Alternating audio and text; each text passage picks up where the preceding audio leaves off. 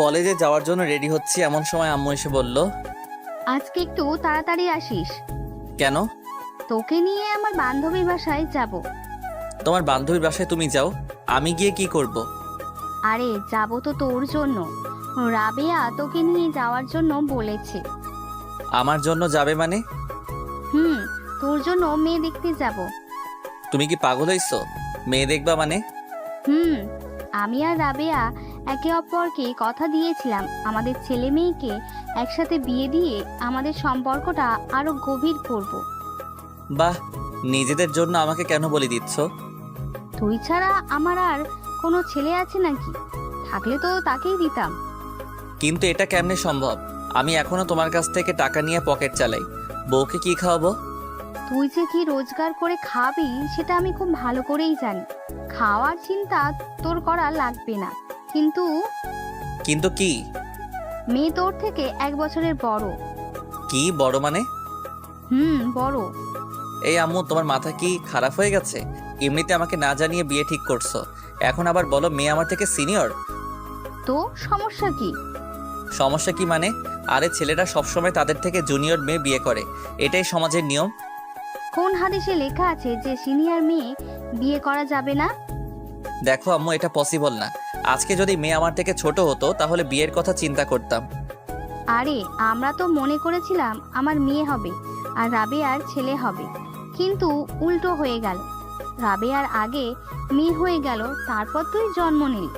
যদি রাবেয়ার ছোট কোনো মেয়ে থাকতো তাহলে তার সাথেই তোর বিয়ে দিতাম, কিন্তু এখন তো রাবেয়ার একটাই মেয়ে, তাই তাকেই বিয়ে করতে হবে।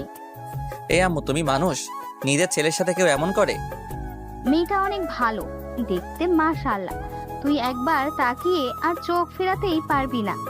অনার্স 3য় বর্ষে পড়ে। কি? তৃতীয় বর্ষ মানে? অনার্স 3য় বর্ষে পড়ে। এই আম্মু, তুমি কি মানসিকভাবে অসুস্থ হয়ে গেছো?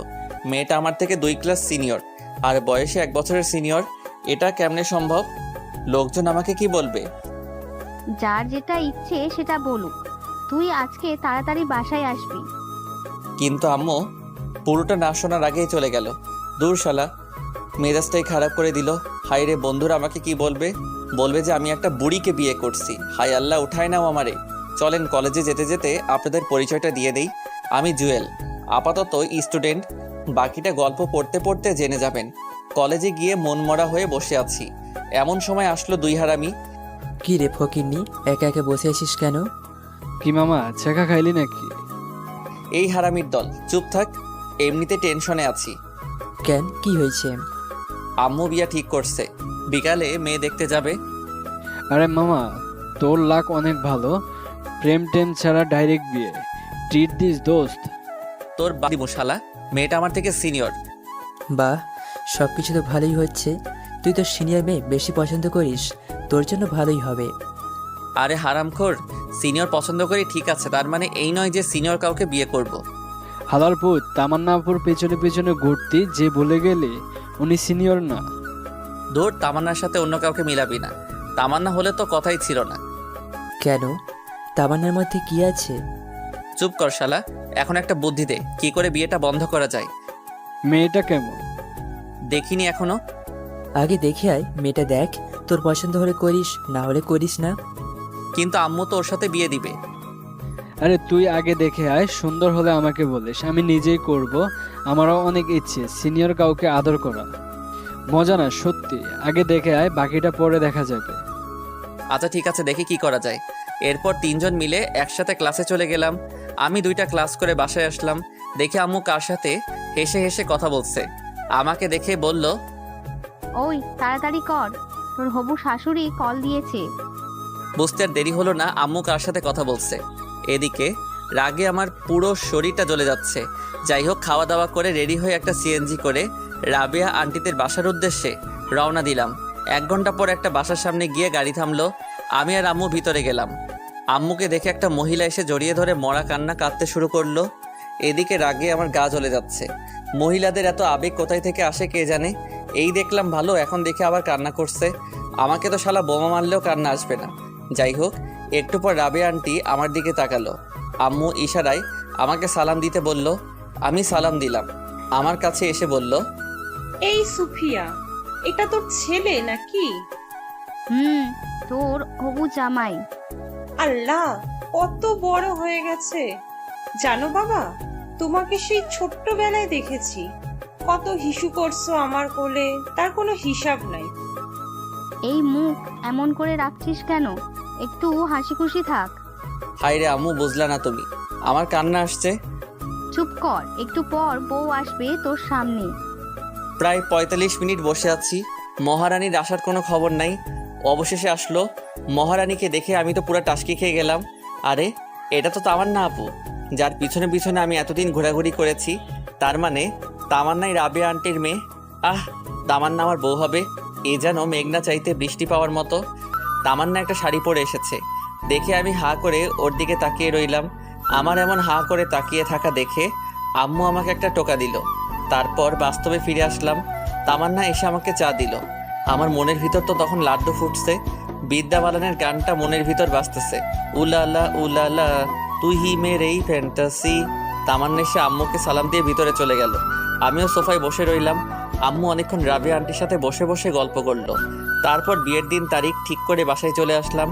বাসায় এসে আমি সানি আর আয়মানকে গ্রুপ কল দিলাম। এই হারামির দল, কোথায় তোরা? কেন, কি হয়েছে? সেটা পরে বলবো, তাড়াতাড়ি রেস্টুরেন্টে আয়, তোদেরকে ট্রিট দিব। ট্রিটের কথা শুনে দুজনেই লেজ উঠিয়ে চলে আসলো। সন্ধ্যায় ওদের সাথে রেস্টুরেন্টে গেলাম। মামা, ঘটনা কি হঠাৎ করে ট্রিট? দোস্ত, কাম তো হয়ে গেছে। কি মেয়ে পছন্দ হয়েছে নাকি? ঠিক বলেছিস। না, তুই বললি এই বিয়েটা তুই করবি না। আরে সেটা তো আগে বলেছিলাম, কিন্তু পাত্রীকে দেখার পর সব ঠিক হয়ে গেছে। তা পাত্রীটা কে? তোদের তামান্না আপু। আমাদের ক্যাম্পাসের তামান্না আপু নাকি, যার জন্য তুই কুত্তার মতো পিছনে পিছনে হাঁটতে? এই শালারপু, চুপ কর, আমি কারো পিছনে ঘুরি নাই। আর হ্যাঁ, সেই তামান্নাই আম্মুর বান্ধবীর মেয়ে। সিরিয়াসলি দোস্ত, এই তো মেঘনা চাইতে বৃষ্টি আসার মতো।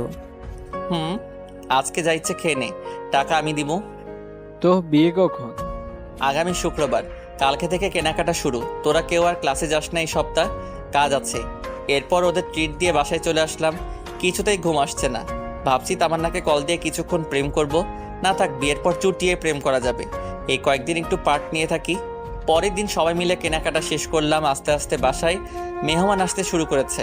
আম্মু সবাইকে ইনভাইট করে দিছে। দেখতে দেখতে বিয়ের দিন চলে আসলো। সবাই অনেক ব্যস্ত, আমিও মোটামুটি ব্যস্ত ছিলাম। অবশেষে বিয়েটা হয়ে গেল। আমি, সানি আর আয়মান ছাদে বসে বসে গল্প করছি। এদিকে তামান্না বাসর ঘরে বসে আমার জন্য ওয়েট করছে। আমার তো আর এখানে দাঁড়িয়ে থাকতে ইচ্ছে করছে না, কিন্তু দুই হারামি আমাকে যেতে দিচ্ছে না। রাত প্রায় 12টা। আমি তখনও ছাদে বসে বসে আড্ডা দিচ্ছি। এমন সময় আম্মু আসলো। কি রে, তুই এখনো বসে আছিস যে? তো কি করব? কি করবি মানে? যা ঘরে যা। মেয়েটা সেই কখন থেকে একা একা বসে আছে। আন্টি, আমরা ওকে অনেকবার বলেছি, কিন্তু ও আমাদের কথা শুনে না। পুরোটা মিথ্যা। আমি সানির কথা শুনে ওর দিকে অবাক দৃষ্টিতে তাকালাম। তখন আম্মু বলল, যা তাড়াতাড়ি ঘরে যা। ঠিক আছে, যাচ্ছি, তুমি নিচে যাও। একটু পর আম্মু চলে গেল। আমি সানিকে একটা লাথি দিয়ে বললাম, এই হারামখোর, তুই আমাকে অনেক যেতে বলেছিস। শালা, তোর জন্য আমি যেতে পারছি না, আর তুই বলছিস আমাকে যেতে বলেছিস। আরে মামা, রাগ করিস কেন? আন্টিকে একটু ফার্ম দিলাম আর কি। আচ্ছা ঠিক আছে, তুই যা। ওকে, যাচ্ছি, দোয়া করিস। এই শোন, বল। মনে করে বিড়ালটা মারিস, তোর ক্ষমতা দেখিয়ে দিবি, না হলে পুরুষ জাতি তোদের দীক্ষা দিবে। চুপ কর, আমি যাচ্ছি। আচ্ছা ঠিক আছে, যা। যদি বেঁচে থাকিস তাহলে কাল দেখা হবে। আমি একটা হাসি দিয়ে নিচে চলে আসলাম। বাসর ঘরের সামনে দাঁড়িয়ে আছি। কেমন জানি ভয় লাগছে, আবার লজ্জাও। আহারে, নিজের ঘরে নিজে যাব, আর সেখানেই ভয় লাগছে। 1 কেজি সাহস নিয়ে দরজাটা খুললাম। ভিতরে গিয়ে দরজা বন্ধ করে দিলাম। দেখলাম তামান্না মোবাইলে কার সাথে কথা বলছে। আমাকে দেখে মোবাইলটা রেখে দিয়ে চোরের মতো হয়ে গেল। মোবাইলটা রেখে দিল। আমি গিয়ে সামনে দাঁড়ালাম। ভাবছি সে হয়তো সালাম করবে। অনেকক্ষণ দাঁড়িয়ে থাকার পর দেখলাম সে এখনো বসে আছে। আমি মনে করছি আমি তার জুনিয়র, তাই হয়তো সালাম করতে লজ্জা লাগছে বা করবে না। থাক, করা লাগবে না, একটা সালাম আর কিছু যায় আসে না। আমি গিয়ে খাটের উপর বসলাম। তখন তামান্না বলল, তোর সাথে আমার কিছু কথা আছে। বাহ, শুরুতেই তুই। আমি বললাম, কি কথা বলেন? আমি তোকে স্বামী হিসেবে মানতে পারবো না। মুহূর্তে যেন আমার পায়ের নিচ থেকে মাটি সরে যেতে লাগলো। নিজেকে শক্ত করে বললাম, কেন পারবেন না? আর সেই কথা বিয়ের আগে বলেননি কেন? বলিনি কারণ আম্মুর কথার উপর আমি কোনো কথা বলতে পারবো না। তাছাড়া বাবা অসুস্থ। এখন যদি আমি বিয়েতে না করি তাহলে বাবা হয়তো আরো বেশি অসুস্থ হয়ে যাবে। আপনার বাবা মায়ের কথা চিন্তা করে আপনি আমার লাইফটা নষ্ট করে দিলেন কেন? আপনার যদি বিয়েতে মত না থাকতো আপনার বাবা মাকে বলতেন। বলে কোনো লাভ হবে না, ওরা কিছুতেই আমার কথা শুনবে না। আমাকে বলতেন, আমি আম্মুকে বলে দিতাম যে আপনাকে আমার পছন্দ হয়নি। আমি রাশেদকেও অনেকবার বলেছি পালিয়ে যাওয়ার জন্য, কিন্তু ও এখন নাকি কিছু করতে পারবে না, কিছুদিন সময় লাগবে। রাশেদকে? আমার বয়ফ্রেন্ড। তো এখন আপনি কি চান? ডিভোর্স। কথাটা শুনে বুকের ভিতরটা কেমন যেন কেঁদে উঠল। ডিভোর্স তো আর বললেই হয়ে যাবে না, কমপক্ষে 6 মাস একসাথে থাকতে হবে। কি 6 মাস? তোকে তো আমার 1 সেকেন্ডও সহ্য হয় না।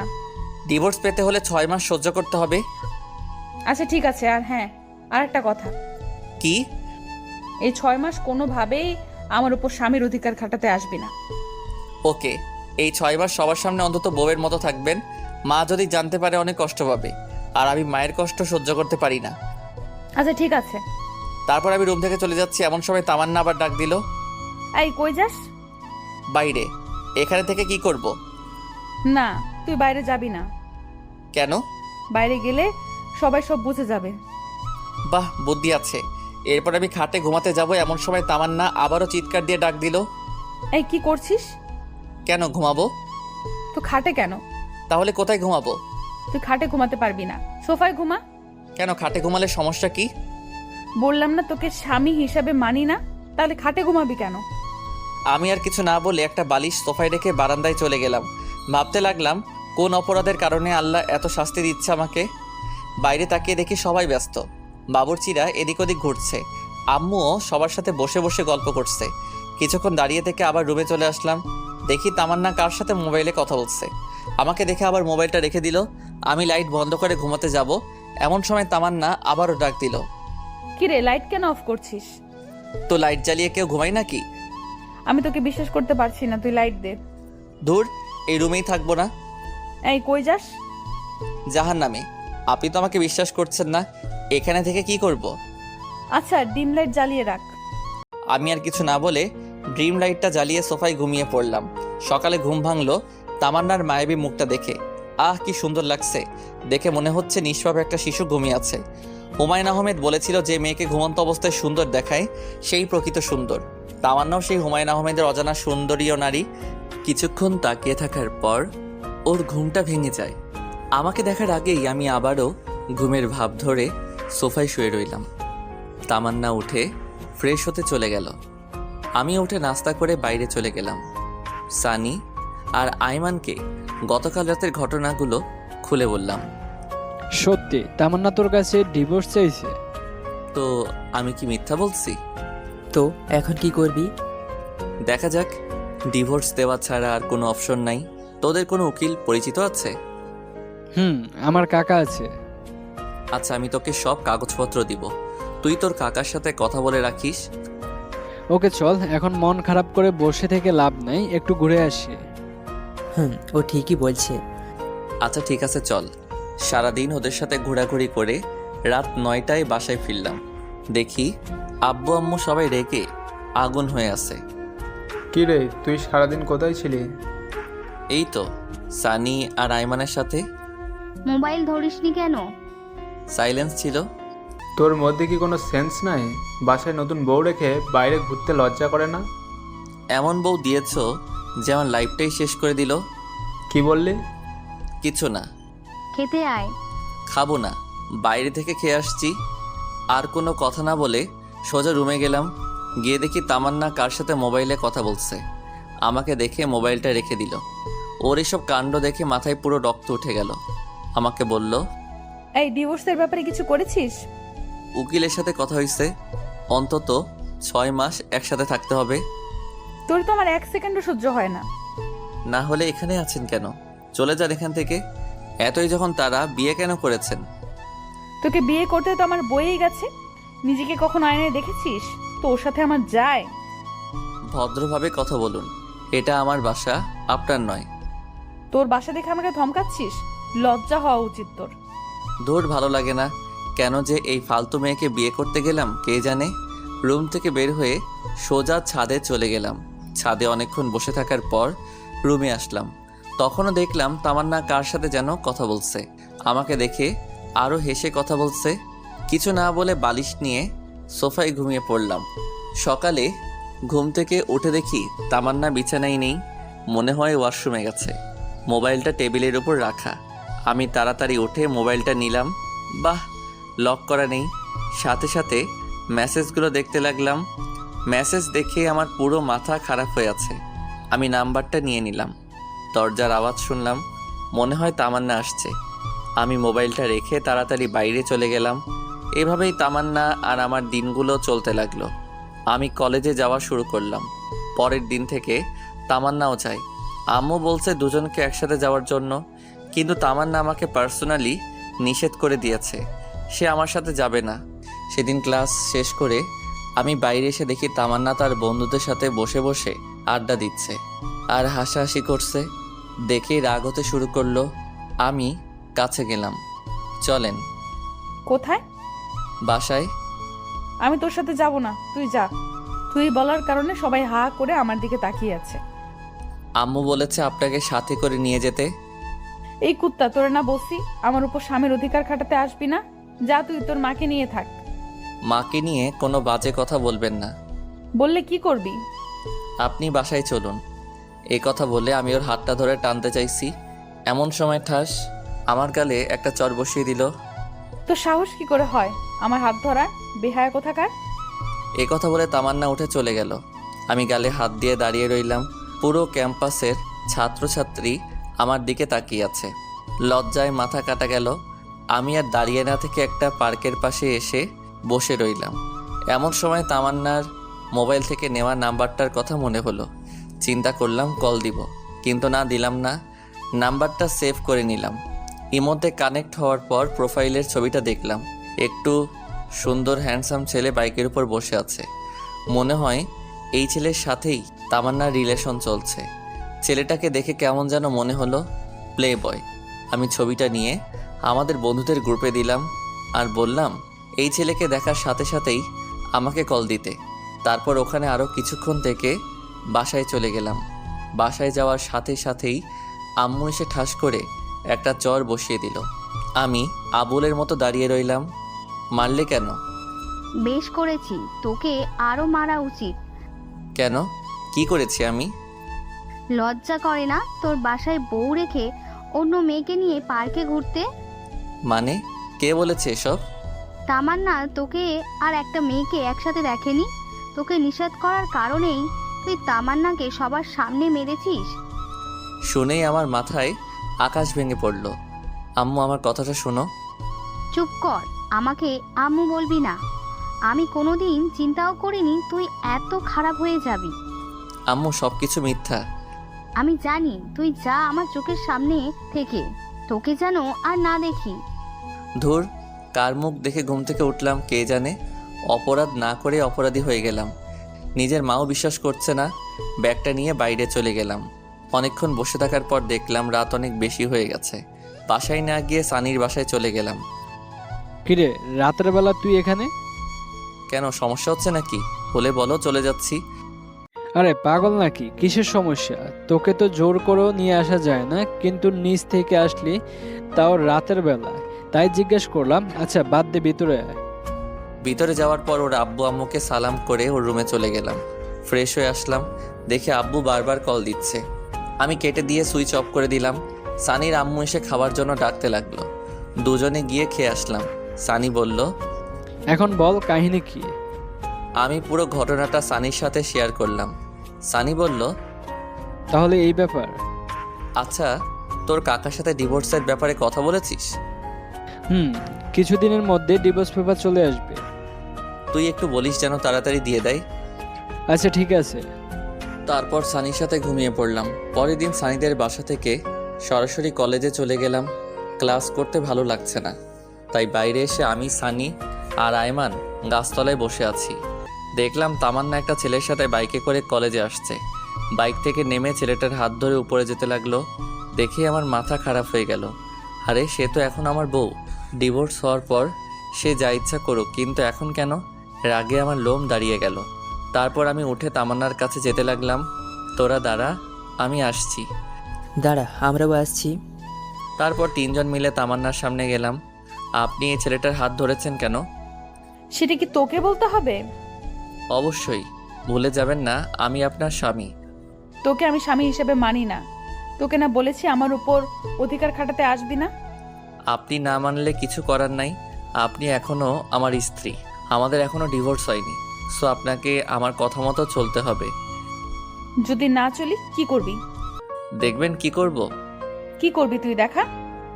আমি আস্তে আস্তে তামান্নার কাছে যেতে লাগলাম, আর সে পিছাতে লাগলো। আমি তামান্নার সামনে গিয়ে তামান্নার পাশে থাকা ছেলেটাকে একটা ঘুষি মারি। আমার কর্মকাণ্ড দেখে সবাই হা করে তাকিয়ে আছে। ছেলেটার কলার চেপে ধরে বললাম, এই হালার পুত, কি নাম তোর? লজ্জা করে না অন্যের বউয়ের সাথে প্রেম করতে? তুই জানিস আমি কে? তুই আমেরিকার প্রেসিডেন্ট হলেও আমার দেখার টাইম নাই। তোকে যদি তামান্নার সাথে দেখি তোর খবর আছে। দেখ তোর কি হাল করি। সাথে সাথে মোবাইলটা বের করে কাকে যেন কল দিতে চাইছিল। আমি মোবাইলটা নিয়ে আছাড় দিয়ে ভেঙে ফেললাম। তারপর ছেলেটাকে আরও একটা ঘুষি দিলাম। ঠোঁট কেটে রক্ত বের হচ্ছে। সানি আর আইমান এসে আমাকে টেনে নিয়ে গেল। তামান্না আর রেগে যাওয়া দেখে ভয় কাঁপতে লাগলো। সানি আর আইমানের সাথে নিচে চলে আসলাম। কলেজের পেছনে গিয়ে অনেকক্ষণ বসে রইলাম। কিছুই ভালো লাগছে না। কলেজ ছুটি হয়ে গেছে। সানি, আমি আর আইমান বসে রইলাম। অনেকক্ষণ পর আমরা উঠে হাঁটা দিলাম। পরে সানি আর আইমানের কাছ থেকে বিদায় নিয়ে বাসার দিকে রওনা দিলাম। ওরা ওদের বাসায় চলে গেল। দুপুরবেলা রাস্তায় মানুষজন খুব একটা বেশি নাই, একেবারে নেই বললেই চলে। খেয়াল করে দেখলাম দুই ছেলে সিগারেট টানতে টানতে আমার পিছনে আসতে লাগলো। আরেকটু যাওয়ার পর আর চারজন একটা গলি থেকে বের হয়ে আসলো, দেখতে মাস্তান টাইপের। আমার পিছু পিছু আসতে লাগলো। হঠাৎ করে একটা ছেলে পেছন থেকে আমার ঘাড়ের উপর হাত দিয়ে চাপ দেয়। আমি পেছনে তাকাই, কি সমস্যা? ঘাড়ে কেন হাত দিলেন? আগুন আছে, সিগারেট ধরাবো। না, আমি ওসব খাই না। আইসে আমার লক্ষ্মী ছেলে, ওসব খাই না। কি ব্যাপার, আপনাদের সমস্যা কি? আমার কোনো কথার উত্তর না দিয়ে একটা ছেলে এসে আমার মুখ চেপে বাকিগুলো এসে আমার উপর ঝাঁপিয়ে পড়ে। একা ওদের সাথে পেরে উঠতে পারছি না। ওরা অনেক বাজেভাবে আমাকে মারে। দুইজনে আমার হাত ধরে রাখে, বাকিগুলো মুখে আর বুকে ঘুষাতে লাগে। মুখ দিয়ে রক্ত পড়ছে। আমি দাঁড়িয়ে থাকতে না পেরে শুয়ে গেলাম। দেখলাম তামান্না আর ওই ছেলেটা বাইক নিয়ে আসলো। ছেলেটা সবাইকে বলল, মরে গেলে নদীতে নিয়ে গিয়ে ফেলে দিস। তামান্না ওর কথা শুনে হাসছে। তারপর দুজনে বাইক নিয়ে চলে গেল। একটা ছেলে লাঠি দিয়ে মাথায় আঘাত করে। তারপর আর কিছু মনে নাই। যখন জ্ঞান আসলো, নিজেকে হাসপাতালে আবিষ্কার করলাম। দেখলাম আইমান আর সানি পাশে বসে আছে। এখন কেমন লাগছে? মোটামুটি। আম্মু কই? এতক্ষণ ছিল, আমরা তাকে বাসায় পাঠিয়ে দিচ্ছি। এই দুদিন এখানে থেকে দিয়ে অসুস্থ হয়ে গেছে। তার মানে 2 দিন পর জ্ঞান আসলো। শরীরের প্রত্যেকটা অঙ্গ ব্যথা করছে। অনেক কষ্টে উঠে বসলাম। তারপর ওদের বললাম, তামান্না আসছিল? হ্যাঁ, একবার আসছিল। ওর বাবা নাকি অসুস্থ, সেখানে চলে গেছে। ও আচ্ছা। তোর এই অবস্থা কি করে হলো? এই, তুই পাগল হয়েছিস? ও ঠিকমতো কথাই বলতে পারছে না, আর তুই ঘটনা জিজ্ঞেস করতেছিস? আচ্ছা বাসায় চলো, ওখানে বলবো। এখন বাসায় যাওয়া যাবে না, তোর আরো 2 দিন থাকতে হবে। এখানে থাকতে ভালো লাগছে না। আম্মুকে একটা কল দে, আজকে চলে যাব।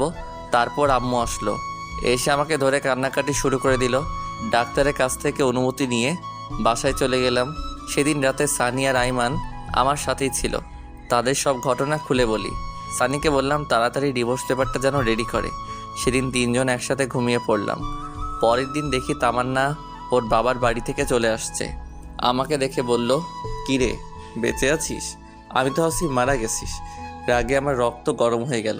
সানি আর আইমান সব কিছু শুনে ফেলেছে। ওদেরকে দেখে তামান্না চোরের মতো রুম থেকে বের হয়ে গেল। সেদিন থেকে ওর সাথে কথা বলি না, এমনকি নিজের রুমেও যাই না। অসুস্থতার জন্য কলেজে যেতে পারছি না। তামান্না ঠিকই যাচ্ছে। কলেজে গিয়ে যে কী করে সেটা আমি খুব ভালো করেই জানি। এভাবে আরও 1 সপ্তাহ কেটে গেল। তামান্নার ব্যবহার আরও খারাপ হতে লাগলো। একদিন সকালবেলা ঘুরতে বের হয়েছি, এমন সময় ফাহাদের কল আসলো। কী রে, কী অবস্থা? এই তো মোটামুটি। তোর কি অবস্থা? আসি আগের মতো। বন্ধু, তুই যে একটা ছেলের ছবি দিয়েছিলি, মনে আছে? কী হয়েছে এখন? ওই ছেলেটা একটা মেয়ের সাথে পার্কে বসে আছে। আরে কি বলিস, কোন পার্ক? ফাহাদ ঠিকানা দিল। ঘড়ির দিকে তাকিয়ে দেখি 11টা বাজে। তামান্না কি কলেজের নাম দিয়ে ছেলেটার সাথে পার্কে গেছে? কেমন জানি খারাপ লাগছে। বিয়ের পরও এসব করে, আর ছেলেটাই বা কেমন? অথচ মা তামান্নার কথা শুনে আমাকে অবিশ্বাস করে। না, এত কিছু ভেবে লাভ নেই, আগে পার্কে যাই। দুজনের একসাথে কয়েকটা ছবি নেই, আম্মুকে দেখাবো, সহজেই ডিভোর্সটা হয়ে যাবে। তাড়াতাড়ি পার্কে গেলাম, ফাহাদও সেখানে দাঁড়িয়ে আছে। দুজনে ভিতরে গেলাম, দেখলাম সেই ছেলেটা যে লোক পাঠিয়ে আমাকে মেরেছে তামান্নাকে বাইকে উঠিয়ে ঘোরাফেরা করে। ছেলেটাকে স্পর্শ দেখা যাচ্ছে, কিন্তু মেয়েটাকে দেখা যাচ্ছে না। আমার কেমন যেন মনে হচ্ছে এই মেয়েটা তামান্না নয়। উল্টো পথে গিয়ে দেখি আসলে মেয়েটা তামান্না নয়। তার মানে ছেলেটা এরকম আরও অনেক মেয়ের সাথেই প্রেমের অভিনয় করে। শালারে দেখলেই মনে হয় একটা প্লে বয়। কোনো কিছু না ভেবে ভিডিও করা শুরু করলাম। বাহ, কি সুন্দর একজন আরেকজনকে জড়িয়ে ধরে আছে, হাতে হাত রেখে হাসাহাসি করছে। ফাহাদকে বললাম তুই ভিডিও করতে থাক, আমি যেটুকু করেছি সেটা তামান্নাকে পাঠাই। সাথে সাথেই তামান্নাকে পাঠিয়ে দিলাম। তামান্না ভিডিওটা দেখে আমাকে কল দেওয়া শুরু করলো, আমি ধরলাম না। তারপর সে আমাকে একটা SMS দিল জায়গাটা কোথায় সেটা বলার জন্য। আমি পার্কের নাম সেন্ড করে দিলাম। 10 মিনিটের মধ্যেই তামান্না সেখানে এসে হাজির। আমি আর ফাহাদ লুকিয়ে গেলাম। তামান্না পাগলের মতো ছেলেটাকে খুঁজতে লাগলো। তারপর ছেলেটাকে দেখে ফেলে। ছেলেটার সামনে গিয়েই ওর শার্টের কলার চেপে ধরে ঠাস ঠাস 2টা চর বসিয়ে দেই। ছেলেটা রাগী দৃষ্টিতে তামান্নার দিকে তাকায়। তামান্না বলতে থাকে, ছি, তোর লজ্জা করে না আমার সাথে রিলেশন করে এখন অন্য মেয়ের সাথে টাঙ্কি মারতে?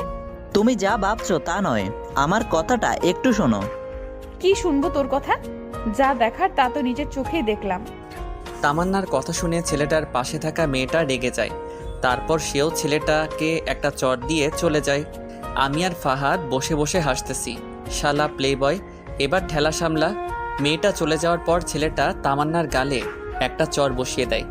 সাথে সাথে আমার মাথা খারাপ হয়ে গেল। ইচ্ছে করছিল ছেলেটাকে মেরে পুঁতে ফেলি, কিন্তু না, তামান্নাও আমাকে অনেক কষ্ট দিয়েছে। এবার বুঝুক ভালোবাসার মানুষ কষ্ট দিলে কেমন লাগে। বেশি আলগা পিরিত দেখালে এমনটাই হয়। ছেলেটা তামান্নাকে বলতে লাগলো, এই তুই আমাকে পারিয়ার সামনে অপমান করলি কেন? বেশ করেছি। তুই আমার সাথে রিলেশনে থেকে আবার অন্য মেয়ের সাথে কি? কি তোর সাথে রিলেশন? কি করে ভাবলি আমি তোর সাথে প্রেম করতেছি? মানে আমি তোর সাথে কোনো রিলেশন করিনি। যা ছিল সেটা হচ্ছে টাইম পাস। আর তোর মতো মেয়েকে আমি আমার স্ত্রী বানাবো সেটা ভাবলি কি করে? কেন, আমি কি করছি? পারবে না কেন? যে মেয়ে বাসায় স্বামীর সাথে খারাপ ব্যবহার করে, বিয়ের পরেও অন্য ছেলের সাথে রিলেশন করে, তাকে আমার বউ বানাবো? এটা জীবনেও সম্ভব নয়। প্রপোজ করার সময় এটা মনে ছিল না? সব ছিল। তোর সাথে জাস্ট টাইম পাস করেছি, টাকা নেওয়ার জন্য, আত্মশরীর ভোগ করার জন্য। টাকা তো খেয়েছি, কিন্তু শরীরটা এখনো বাকি আছে। আর আমি বিয়ে করব পারিয়াকে। ওর বাবার অনেক টাকা, তোর বাবার কি আছে?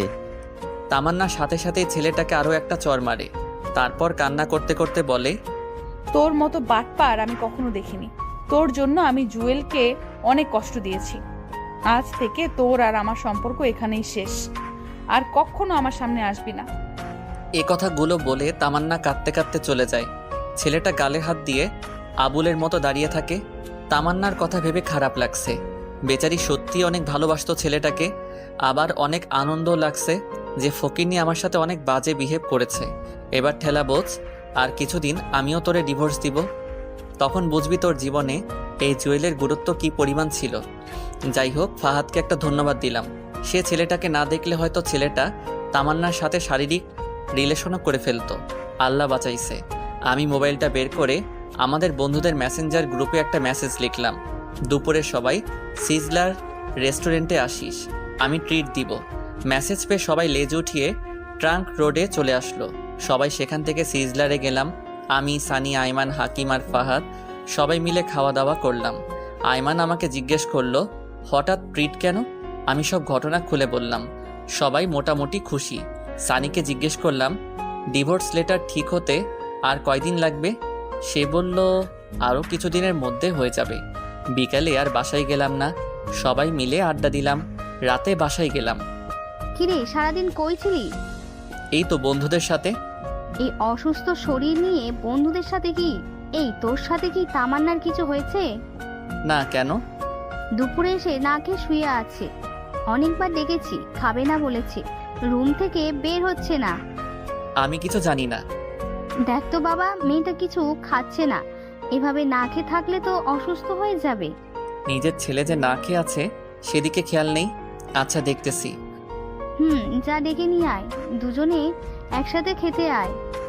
তারপর রুমে গেলাম, দেখি তামান্না উল্টো হয়ে শুয়ে আছে। আমাকে দেখেই উঠে বসলো। আমি কিছু না বলে ওয়াশরুমে চলে গেলাম। ফ্রেশ হয়ে এসে বললাম, আম্মু খাবার জন্য ডেকেছে, খেতে চলেন। আমি খাবো না, তুমি খেয়ে নাও।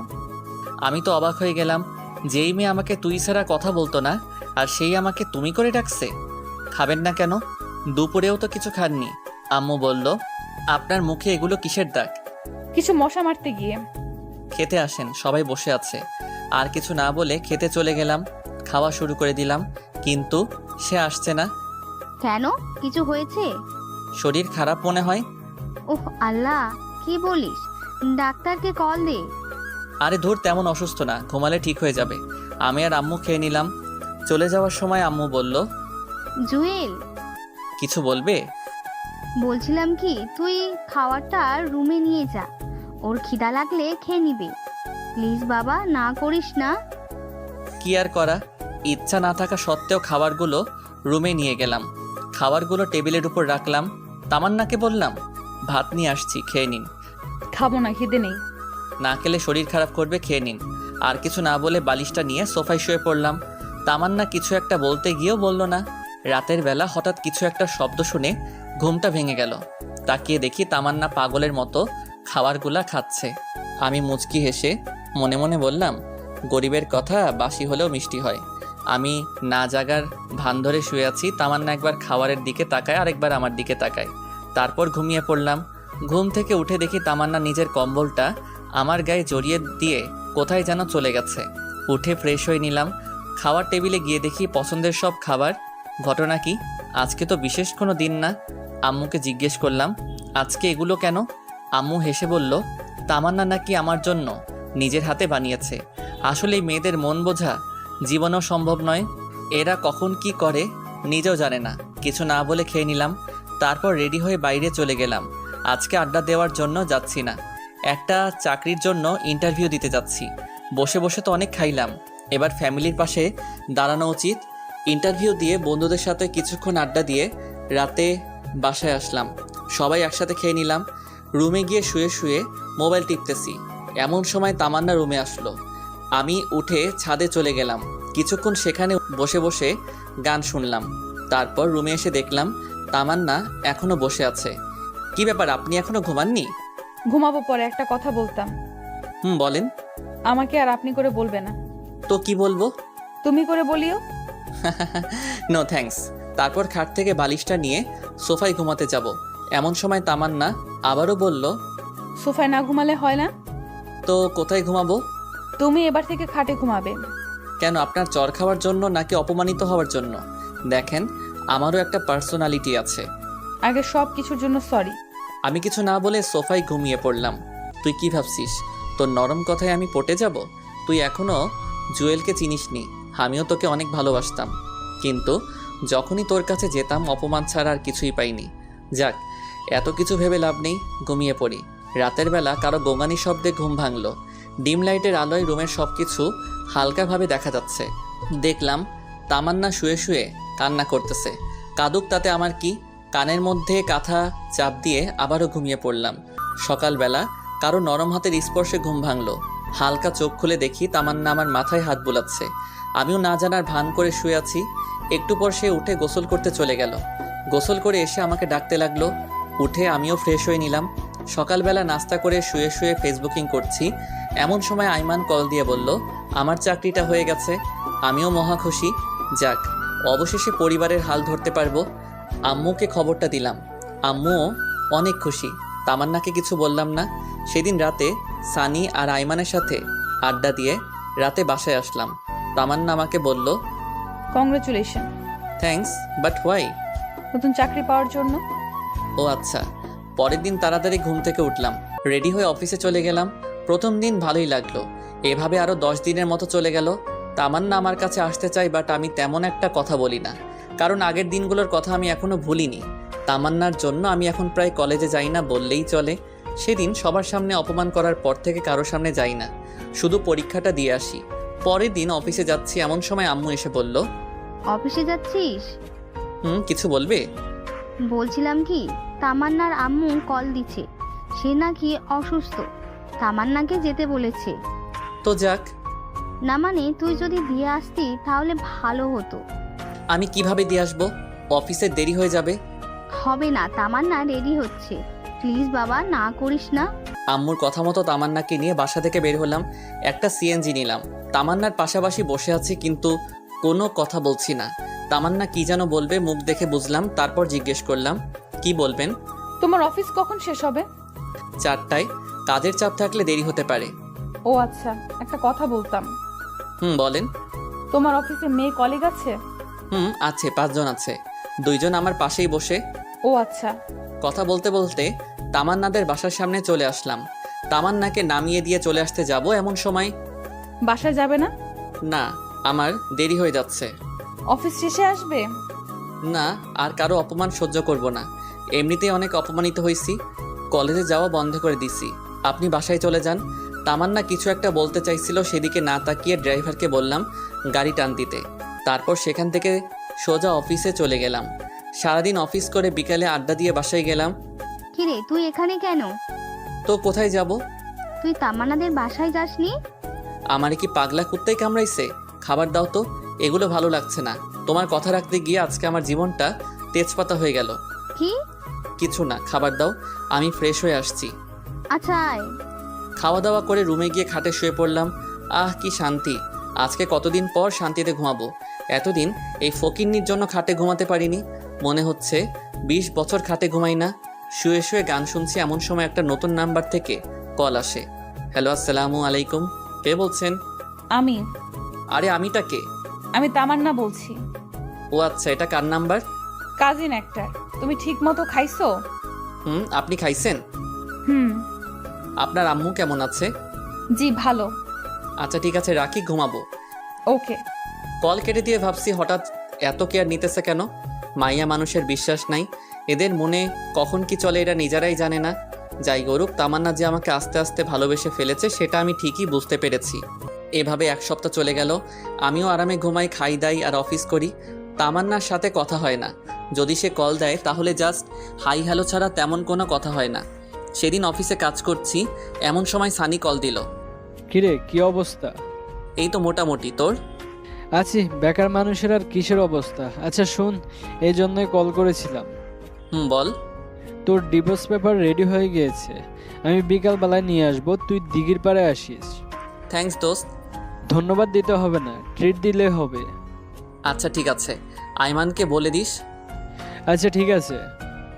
যাক, অবশেষে পেপারটা রেডি হলো। এটা নিয়ে এতদিন কী যে প্যারাইছিলাম তা বলে বোঝানো যাবে না। বিকেলে অফিস শেষ করে দিঘির ওখানে গেলাম। সানি আর আইমান বসে আছে, ওদের সাথে অনেকক্ষণ আড্ডা দিলাম। তারপর বাসায় আসলাম। এসে দেখি আম্মু রেগে আছে। কি হয়েছে? এভাবে তাকিয়ে আছো কেন? তোর মোবাইল কই? আছে তো। যা শালা, মোবাইল তো বন্ধ হয়ে আছে। তোরে কল দিলে কল যায় না কেন? আম্মু চার্জ নেই, শেষ হয়ে গেছে। টিপতে ভালো লাগে, চার্জ দিতে ভালো লাগে না? আচ্ছা বাদ দাও, কেন কল দিছো? তামান্নাকে নিয়ে আসার জন্য। তো ও নিজে আসুক, আমি ওর বডিগার্ড নাকি? এ কেমন কথা? মেয়েটা একা একা আসবে কি করে? যা নিয়ে আয়। নিয়ে আসবো মানে? যা, এখন নিয়ে আয়, না হলে ঘরে জায়গা নেই তোর।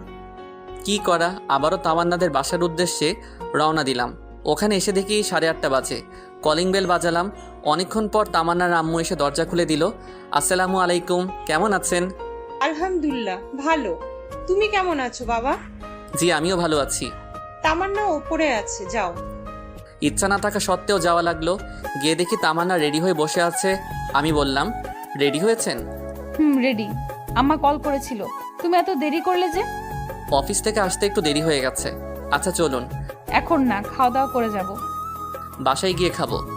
না, এখান থেকে খেয়ে যাব, আম্মু সব রান্না করে বসে আছে। কি আর করা, খাওয়া দাওয়া করে তারপর বাসার উদ্দেশ্যে রওনা দিলাম। সিএনজিতে আর কোনো কথা হয়নি। ভিতরে ভিতরে টেনশনে আছি, আজ থেকে আবার শান্তি মতো ঘুমাতে পারবো না। একটু পর বাসায় চলে আসলাম। এসে দেখি বাসার লাইট সব বন্ধ। দরজা টোকা দেওয়ার আগেই খুলে গেল। পুরো বাসা অন্ধকার। আমি আম্মুকে কয়েকবার ডাকলাম কিন্তু কোনো সারা শব্দ নাই। খুব ভয় পেয়ে গেছি। কোনো অঘটন ঘটলো না তো? তামান্না ভয়ে আমার হাত চেপে ধরে দাঁড়িয়ে রইল। বুঝলাম ওর হাত কাঁপতেছে। আমি পকেট থেকে মোবাইলটা বের করব এমন সময় আমাদের দুজনকে অবাক করে দিয়ে অনেকগুলো লাইট একসাথে জ্বালিয়ে দিয়ে সানি, আইমান, আম্মু সবাই একসাথে বলে উঠল, happy birthday dear Tamanna, many many returns of the day. আমি তো পুরা টাসকি খেয়ে গেলাম। এগুলো কে করলো, কখন করলো, কিভাবে করলো? আমি তো এই 2 ঘন্টা আগেই বাসায় ছিলাম, তখন তো তেমন কিছুই ছিল না। আমি ভাবছি আর তামান্না আম্মুকে বলল, আম্মু, আপনি কি করে জানলেন আজকে আমার জন্মদিন? আর এত কিছু কে করেছে? সবাই একসাথে আমাকে দেখিয়ে দিল। আমি আরও একটা টাসকি খেলাম। যাই হোক, সবাই মিলে কেক কাটলাম। তামান্না প্রথমে আমাকে খাইয়ে দিল, আমিও খাইয়ে দিলাম। একে একে সবাই খাওয়া দাওয়া করে অনেক মজা করলাম। সানিয়া আর আইমান তামান্নাকে অনেকগুলো গিফট দিল। আম্মু একটা রিং দিল, বাকি শুধু আমি আছি। সানি হঠাৎ করে বলল, জুয়েল তার গিফট কালকে সকালে দিবে। আমি নির্বাক হয়ে দাঁড়িয়ে রইলাম। পরে আমি, সানি আর আইমান ছাদে চলে গেলাম। কিরে, তোরা এত কিছু কি করে জানিস? আমরা জানতাম না, আন্টি আমাদেরকে বলছে, আর তোকে কিছু বলতে নিষেধ করেছে। ও আচ্ছা। এই সানি, তুই যে বলিস সকালে গিফট দিব, কি গিফট দিব? আরে বেটা, তামান্না তোর কাছে ডিভোর্স চাইছে না? ডিভোর্স পেপার তো রেডি, সকালে দিয়ে দিবি। আর এটা হবে তামান্নার জন্য সবচেয়ে বড় উপহার। ঠিক, চল, অনেক রাত হয়েছে, ঘুমিয়ে যাই। চল। এরপর বাসায় চলে আসলাম। সানি আর আইমানকে রুম দেখিয়ে দিয়ে আমি আমার রুমে গেলাম। দেখলাম তামান্না বসে বসে মোবাইল টিপতেছে। আমি যাওয়ার পর, থ্যাঙ্কস কেন? এত বড় সারপ্রাইজ দেওয়ার জন্য। ঘুমিয়ে যান, অনেক রাত হইছে। তারপর বিছানা থেকে বালিশ নিয়ে সোফায় যাচ্ছি, এমন সময় তামান্না বলল, আমার গিফট কালকে অফিসে যাওয়ার আগে টেবিলের উপর রেখে যাব। ওকে একটা কথা বলার ছিল। বলেন। সোফায় না ঘুমালে হয় না? তো কোথায় ঘুমাবো? খাটে ঘুমাও। নো থ্যাঙ্কস, আপনি ঘুমিয়ে যান। আর কোনো কথা না বলে ঘুমিয়ে গেলাম। সকালে উঠে দেখি তামান্না আমার আগে উঠে গেছে। আমি ফ্রেশ হয়ে ডাইনিং রুমে গিয়ে দেখি আম্মু রান্না করছে আর তামান্না সেগুলো টেবিলের উপর সাজিয়ে দিচ্ছে। তারপর নাস্তা করে রেডি হয়ে ডিভোর্স পেপারটা হাতে নিলাম। অনেক কষ্ট হচ্ছে সাইন করতে। অনেক ভালোবেসে ফেলেছি মেয়েটাকে, কিন্তু কিছু করার নাই। হয়তো সে অন্য কারো কাছে আমার থেকেও বেশি ভালো থাকবে। আমি চাই সে সবসময় ভালো থাকুক। মনকে শক্ত করে সাইনটা করে দিলাম। আরও ছোট একটা চিরকুট লিখলাম, আজকে আপনাকে মুক্ত করে দিলাম। আপনার জন্মদিনে আপনার বেস্ট চাওয়াটাই আমি পূরণ করার চেষ্টা করেছি। আশা করি আপনি সাইনটা করে দিবেন। অনেক বেশি ভালো থাকবেন। আল্লাহ যেন আপনাকে অনেক ভালো রাখে, সেই দোয়াই রইল। চিরকুট আর ডিভোর্স পেপার টেবিলের উপর রেখে চলে গেলাম অফিসে। যাত্রা পথে হাকিমের সাথে দেখা। কিছুক্ষণ আড্ডা দিয়ে অফিসে গেলাম। 20 মিনিট দেরি হওয়ায় বস ইচ্ছামতো ঝাড়ি দিল। রাগে মোবাইল সাইলেন্ট মুড করে রেখে দিয়ে কাজ করতে শুরু করি। অন্য দিনের তুলনায় আজকে একটু কাজের চাপ বেশি ছিল, কিন্তু কিছু করার নাই। বেশি বাড়াবাড়ি করলে চাকরিটাই চলে যাবে। বিকেলবেলা অফিস থেকে মোবাইলটা বের করে তো মাথায় আকাশ ভেঙে পড়ল। আম্মু 122টা কল দিছে। তামান্নার আম্মুও অনেকগুলো কল দিছে। সানি আর আইমানের কল ও মেসেজ দেখে মাথা নষ্ট। এত কল, এত মেসেজ, অথচ আমি টেরই পেলাম না। মোবাইল হাতে নিয়ে দেখি তামান্নার আম্মু আবার কল দিছে। হ্যালো। কোনো কথা বলছে না, শুধু কান্না করতেছে। আমি কল কেটে দিয়ে আম্মুকে কল দিলাম। আম্মুও কল ধরছে না। এরপর আইমানকে কল দিলাম। হ্যালো দোস্ত, কি অবস্থা? কি রে, তুই কল ধরিস না কেন? আসলে অফিসে কাজের চাপ বেশি ছিল তাই। এখন কই আছস? এই তো ট্রাঙ্ক রোড। তাড়াতাড়ি মানারাত হাসপাতালে আয়। কেন, কি হয়েছে? তামান্না সুইসাইড করতে চাইছিল, পরে আমরা সবাই মিলে হাসপাতাল নিয়ে আসছি। কি সুইসাইড করতে চাইছিল মানে? দাঁড়া, আমি এক্ষুনি আসছি। তাড়াতাড়ি আয়। কল কেটে দিয়ে হাসপাতালের উদ্দেশ্যে রওনা দিলাম। কেমন জানি খুব টেনশন হচ্ছে। তামান্না হঠাৎ করে সুইসাইড করবে কেন? সেখানে গিয়ে দেখি আম্মু, সানি আর আইমান আর তামান্নার আম্মু বাইরে বসে আছে। আমাকে দেখে সবাই উঠে দাঁড়ালো।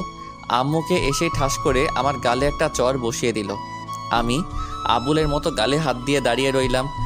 বাবা, তোমার সাথে কি তামান্নার কিছু হয়েছে? জি না, আমার সাথে তো কিছু হয়নি। তাহলে সে সুসাইড করতে গেল কেন? আমি মাথা নিচু করে দাঁড়িয়ে আছি। আম্মু এসে বলল, তুই কল ধরিসনি কেন? অফিসে ছিলাম তাই সাইলেন্ট মোড করা ছিল। লাগবে না তোর চাকরি করা, আজ থেকে চাকরি ছেড়ে দিবি। আর তুই আমার সাথে মিথ্যা বলছিস কেন? কি মিথ্যা? তামান্না এতদিন তোর সাথে যা যা করেছে সেগুলো আমাকে বলিসনি কেন? তোমাকে এগুলো কে বলেছে? আম্মু সানি আর আইমানের দিকে তাকালো। আমি বুঝে গেলাম ওরাই আম্মুকে সব ঘটনা বলে দিছে। সানি আর আইমানের দিকে আমি রাগী দৃষ্টিতে তাকালাম। ওরা নিচের দিকে তাকিয়ে আছে। এমন সময় ডাক্তার এসে বলল তামান্নার জ্ঞান ফিরেছে। আম্মু আর শাশুড়ি ভিতরে গেল। সানি আর আইমান ভিতরে যেতে চাচ্ছিল। আমি বললাম, এই তোরা দাঁড়া, আম্মু ওকে কথাগুলো কে বলেছে? একজন অন্যজনের দিকে তাকিয়ে আছে। কিরে, কথা বলিস না কেন? আমরা দুজনেই বলেছি। কেন বলেছিস? জানিস আম্মু কত কষ্ট পাবে, কারণ তামান্নাকে আম্মুই পছন্দ করেছে। আন্টিকে না বলে কোনো উপায় ছিল না। তিনি আমাদের যেভাবে চাপের মুখে ফেলছে, না বলে থাকতেই পারেনি। সরি দোস্ত। বন্ধু, একটা কথা বলতাম। কি? আমার মনে হয় ডিভোর্সটা না দিলেই ভালো হয়। কেন? হঠাৎ এটা মনে হলো কেন? দেখ, তামান্না তোকে আগে ইগনোর করতো, সেটা আমরা সবাই জানি, কিন্তু এখন সে তোকে অনেক ভালোবাসে। দেখছিস না, ডিভোর্স পেপার পাওয়ার সাথে সাথে সে সুইসাইড করতে যাচ্ছিল। দোস্ত, ডিভোর্স দিস না, সবকিছু আবার নতুন করে শুরু কর। এই সব কিছুই আমার মনে মনে ছিল। আসলে তামান্নাকে বোঝাতে হবে ভালোবাসার মানুষ কষ্ট দিলে কেমন লাগে, তাই তাকে আরও কিছু শাস্তি দিতে হবে। আচ্ছা, দেখা যাবে। শোন, তামান্নাকে আরও কিছু শাস্তি দিতে হবে। আমার সাথে যেগুলো করেছে সেগুলোর ফল ওকেও ভোগ করতে হবে। তুই এই অবস্থায় ওর শাস্তি দিতে চাইছিস? কিভাবে দিবি? সময় হলে দেখবি। এখন এগুলো না বললেই ভালো হবে।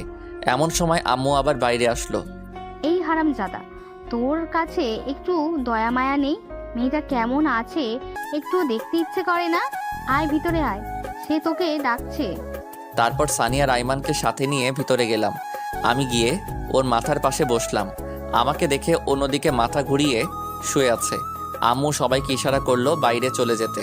সবাই বাইরে চলে গেল। অনেকক্ষণ বসে থাকার পর নীরবতা ভেঙে আমি বললাম, এখন কেমন আছেন? সেটা তোর না জানলেও চলবে। বুঝে গেলাম রেগে আছে। সমস্যা নাই বালিকা, তোমার জন্য যে এখনো কি কি ওয়েট করতেছে সেটা নিজেও জানি না। আবার বললাম, রাগ করছেন নাকি? রাগ করার মানুষ থাকলেই তো রাগ করব। আচ্ছা বাদ দেন, এবার বলেন এই কাজটা কেন করতে গেলেন? তুই কিছু বুঝিস না?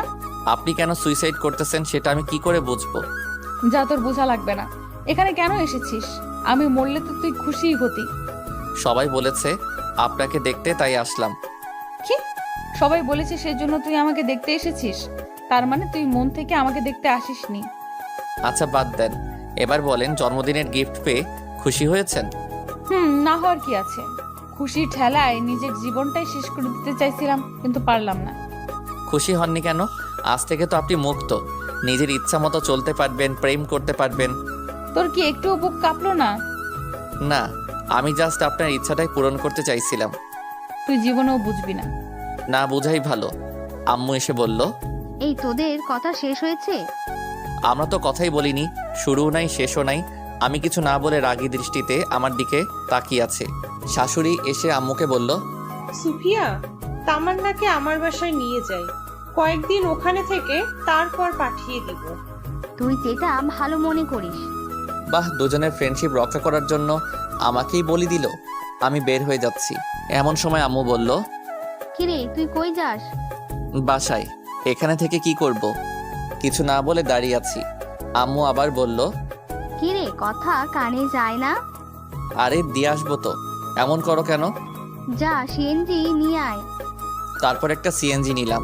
আমি, তামান্না আর তামান্নার আম্মু গাড়িতে উঠিয়ে তামান্নাদের বাসার দিকে রওনা দিলাম। সানিয়া রাইমানকে বললাম আম্মুকে ঠিকমতো বাসায় দিয়ে আসতে। গাড়িতে কোনো কথা হয়নি। বাসার সামনে নেমে তামান্নাকে ধরে ধরে বাসায় নিয়ে যাচ্ছি, কিন্তু ফকিন্নি হাঁটতে পারছে না। ইচ্ছা না থাকা সত্ত্বেও কোলে নিলাম। কোলে নিয়ে বাসায় দিয়ে আসলাম। বাহ, ফকিন্নির ভিতরে ভিতরে লাড্ডু ফুটতেছে। আমিও খুশি, কখনো এভাবে আগে স্পর্শ করিনি। কিন্তু জানো, তুমি তো জানো না তোমার জন্য আমি কি পরিমাণ বাঁশ রেডি করতেছি। বাঁশ থেরাপি দিয়ে তোমার অহংকার আমি মাটিতে লুটাবো, টেরও পাবে না জুয়েল কি জিনিস। যাই হোক, বাসার ভিতরে নিয়ে তামান্নাকে খাটে রাখলাম। ওরে আল্লাহ, মেয়ে মানুষ এত ওজন, দেখলে মনে হয় ফু দিলেই উড়ে যাবে, কিন্তু ভিতরে ভিতরে এত ওজন জানা ছিল না। তামান্নাকে খাটে রেখে আমি হাঁপাতে লাগলাম। সে আমার কর্মকাণ্ড দেখে হাসতে লাগলো। ওকে রেখে চলে আসবো এমন সময় পেছন থেকে ডাক দিল, জুয়েল। কিছু বলবেন? আজকে না গেলে হয় না? না, আমি এখনো বাসায় যাইনি, অফিসের পোশাকে রয়ে গেছি। কিছু খাইছো? না, সময় পাইনি, বাসায় গিয়ে খাবো। এখানে খেয়ে যাও। No thanks. আর কিছু না বলে সোজা হাঁটা দিলাম। তামান্নার আম্মুও অনেকবার বলল থেকে যেতে, কিন্তু না করে দিয়েছি। বিদায় নিয়ে বাসায় চলে আসলাম। এসে ফ্রেশ হয়ে কিছু খেয়ে শুয়ে পড়লাম। এভাবে কিছুদিন চলে গেল। তামান্নার সাথে আর কোনো যোগাযোগ করিনি। মাঝে মাঝে সে কল দিত, বাট আমি ধরতাম না। কয়েকদিন পর সকালবেলা অফিসে যাওয়ার জন্য রেডি হচ্ছি, এমন সময় আম্মু আসলো। কিছু বলবে? অফিস কয়টায় ছুটি হবে? 4টায়। কাজ বেশি থাকলে দেরি হতে পারে। কেন? না, বলছিলাম অনেকদিন হলো মেয়েটাকে দেখছিস না।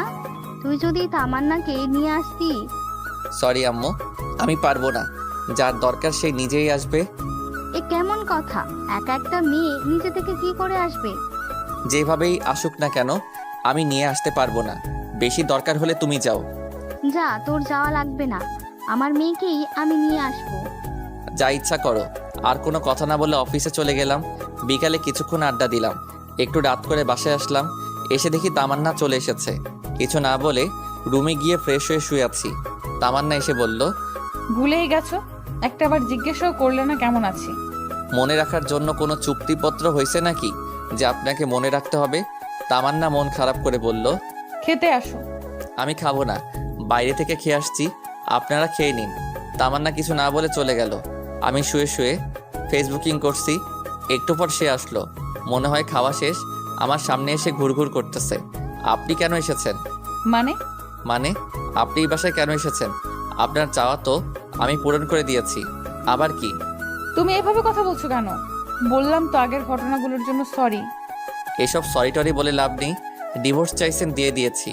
এবার থেকে আপনি আপনার মতো আর আমি আমার মতো। আমি এসব মানি না। আমি আম্মুকে ছাড়া থাকতে পারবো না। যেদিন আম্মু বলবে সেদিন চলে যাব। আমি আর কিছু না বলে শুয়ে শুয়ে মোবাইল টিপতেছি। তামান্না এসে বিছানায় উঠতে লাগলো। এই আপনি কি করছেন? কেন ঘুমাবো না? আপনি হয়তো ভুলে গেছেন, এটা আমার রুম, আমার বিছানা। সো আপনি আমার বিছানায় শুতে পারবেন না। তাহলে কোথায় ঘুমাবো? যেখানে খুশি ঘুমান, বাট বিছানায় পারবেন না। তারপর একটা বালিশ ওর হাতে দিয়ে দিলাম। বালিশ হাতে নিয়ে মন খারাপ করে সোফায় চলে গেল। এবার বুঝো কেমন লাগে। এতদিন আমাকে জ্বালাইছো। আমি অন্যদিকে পাশ কাটিয়ে ঘুমিয়ে গেলাম। মধ্যরাতে কিছু একটা আওয়াজ শুনে ঘুমটা ভেঙে গেল। চোখ খুলে দেখি তামান্না নাক টেনে টেনে কান্না করতেছে। আমি বললাম, এই আপনার সমস্যা কি? এসব ন্যাকা কান্না করার মানে কি? তোমার এত কিছু জানতে হবে না। জানার দরকারও নেই। অন্য কোথাও গিয়ে কাঁদেন, এখানে ঘুমের ডিস্টার্ব হচ্ছে। সকালে আমার অফিস আছে। তামান্না তারপরও কান্না করতেছে। আরেকবার নাক টানা শুনলে লাথি দিয়ে রুম থেকে বের করব। যত সব আজাইরা। দেখলাম তামান্না কিছু না বলে ওয়াশরুমে চলে গেল। আমি মনে মনে ভাবছি, এবার ঠেলা বুঝো জানো, আমিও অনেক কষ্ট পাইছি। ভাবতে ভাবতে কখন যে ঘুমিয়ে গেছি মনে নেই। ঘুম থেকে উঠে দেখি তামান্না আমার আগেই উঠে গেছে। আমি গিয়ে ফ্রেশ হয়ে নাস্তা করে অফিসে চলে গেলাম।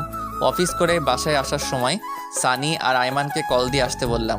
ওরা আমার আগেই বসে আছে। কিরে, কি অবস্থা তোদের? এই তো, তোর মতো আর টাকা ইনকাম করতে পারছি না। বেকার মানুষের অবস্থা ভালো করেই জানিস। আচ্ছা আয়, ওদিকে গিয়ে বসি। চল। তামান্না কেমন আছে রে? ভালোই, কিন্তু একটা জিনিস আমার মাথায় আসছে না। কি? তামান্নাকে ডিভোর্স পেপার দিলাম, সেটারও কোনো খবর নাই। সে এখান থেকেও যাচ্ছে না। আরে বোকা, যাবে কি করে? সে এখন ফিদা হয়ে গেছে। দোস্ত, যা হয়েছে সব ভুলে যা।